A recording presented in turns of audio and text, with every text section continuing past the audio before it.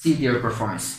Let's verify the two designs using MATLAB. The transfer function of the system is given by can be entered over here. G is equal to 4 over s plus 2. There are several different ways to enter transfer function into MATLAB. So here I use define s equal to tfs. That is, we inform the MATLAB that this s is the Laplace variable s, and then g is equal to 4 over s into s plus 2. We can see that the root locus of this system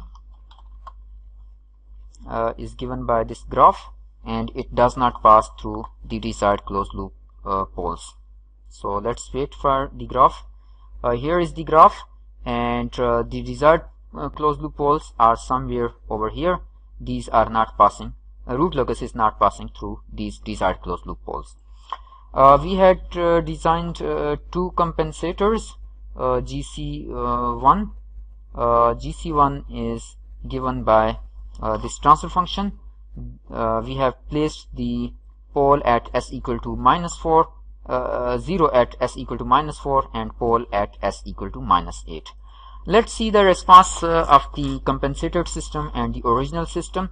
To obtain the response of original system, we have t closed loop transfer function is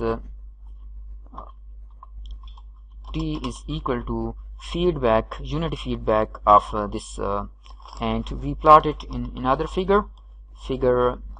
So step response of original system, that is given in this graph.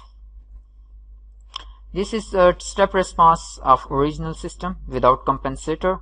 We wanted to improve the transient characteristics. We wanted to have a smaller settling time while maintaining the same overshoot.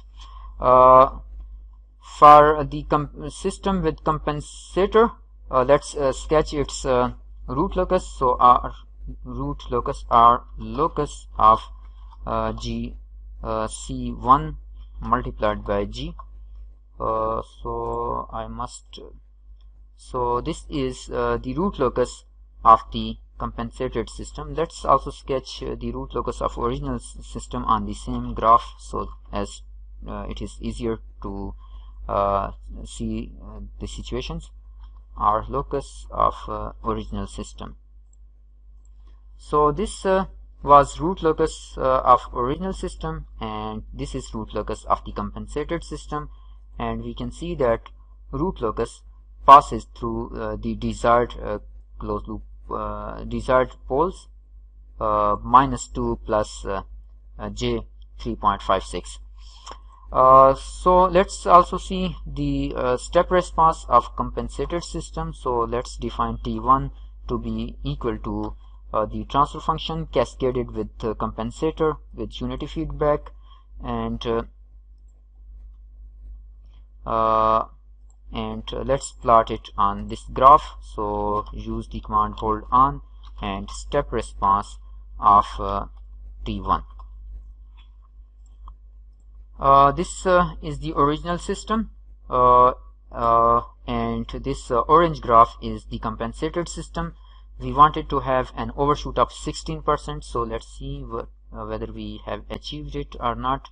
Peak response, original system had an overshoot of 16%, but compensated system has an overshoot of 22%, and although its settling time is decreased, but it has more overshoot. Why?